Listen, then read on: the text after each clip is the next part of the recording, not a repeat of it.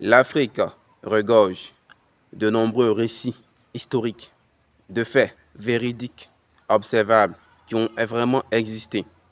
Et donc, auteurs, écrivains, écrivaines, cinéastes, hommes de médias ou encore politiques en ont parlé. Aujourd'hui, nous nous intéressons à l'un de ces récits. Ce récit n'est autre que Abla Poku, la reine Baoulé qui a sacrifié son fils afin que son peuple ait la vie sauve. Nous abordons ce point-ci avec une autrice ivoirienne, précisément Véronique Tadjo.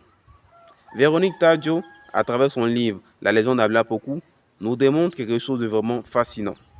Au passage, je suis Johnny. Bienvenue sur ma chaîne Johnny Auteur. Ne dit-on pas que plus le vin dure, plus il s'endurcit, plus il devient bon. Malgré le nombre d'auteurs, malgré le nombre d'écritures qui a été fait sur ce récit historique vraisemblable qui a existé, qui a montré la trace du peuple baoulé poursuivi depuis le royaume Ashanti de Ghana, échappant à leurs envahisseurs pour traverser le fleuve la Comoé pour arriver en Côte d'Ivoire. Ce récit nous a bercé pendant longtemps. C'est le mythe fondateur de ce peuple ivoirien, ici en Côte d'Ivoire. Parmi tous ceux qui ont écrit là-dessus, il y a une seule autrice, je vous l'avais déjà dit, Véronique Tadjo. Elle se distingue, vraiment elle s'est distinguée à travers son livre, qui est sorti en 2004, La légende d'Abla Poku. Ce livre qui sort en 2004 est immédiatement, dans la même année, le prix Amadou Kourouma. L'année qui suit, en 2005, elle obtient en même temps le Grand Prix littéraire d'Afrique noire. Une distinction honorifique, une distinction la plus grande de toutes pour un écrivain négro-africain. Dans son livre, elle nous aborde encore le même récit que nous connaissons tous depuis toujours pratiquement, mais avec des détails qui changent. Elle réinvente le genre.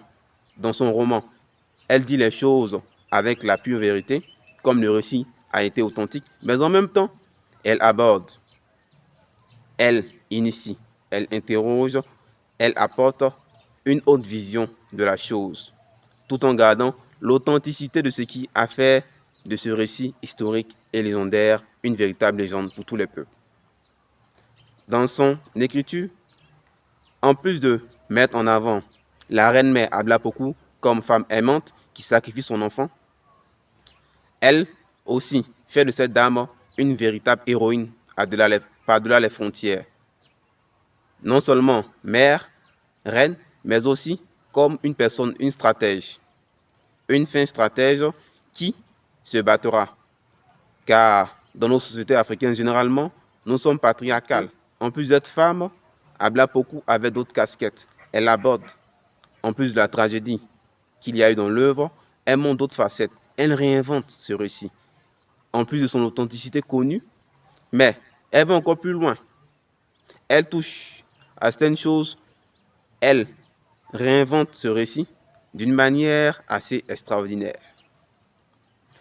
En le faisant, elle invite tous à préserver nos patrimoines culturels, quel que soit où nous sommes. C'est à partir de ces patrimoines que nous sommes connus, que nous serons encore connus dans 100, 50, 500 ans.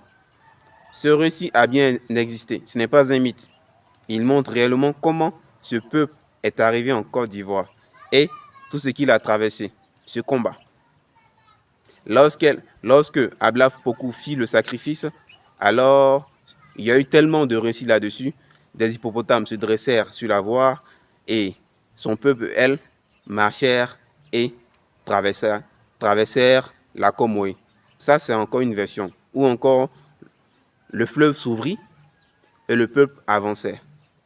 Il y a eu tellement de versions, mais la sienne, je vous le dis, est quelque chose de vraiment unique.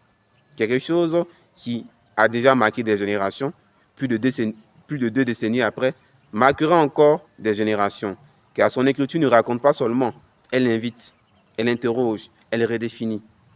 Pas seulement par sa touche de féminité, ou encore sur ce récit qui, pendant de nombreuses années, a subi des coups de masculinité, c'est-à-dire des personnes hommes, qui chaque fois inventaient le récit ou encore réinventaient le récit à travers quelque chose de vraiment bref. Elle va très loin et apporte sa contribution. Il faut le souligner. Cette façon de faire a vraiment rendu ce récit éternel, glorifié ce peuple baoulé éternellement dans les mémoires, dans l'histoire et pour toujours. Je sais que la plupart parmi vous l'ont déjà lu ou pas encore. Si ce n'est pas le cas, je vous invite à aller lire ou relire La légende d'Ablapoku de Véronique Tadjo. Très important. Ce livre, comme je vous l'ai dit, est un livre pas comme les autres. Il redéfinit, il explique, il remémore, il revoit de nouveau la mémoire de ce peuple baoulé. Une mémoire authentique, éternelle, que son autrice apporte avec sa plume, dont elle nous gratifie d'une œuvre, pas comme les autres, mais surtout d'une œuvre qui marquera pour toujours les esprits. Je sais que tu es friand de ce type de contenu. Dis-moi toi, sur quel peuple de ton pays ou peut-être de la Côte d'Ivoire souhaiterais-tu écrire en commentaire? Merci d'avoir suivi la vidéo et à bientôt.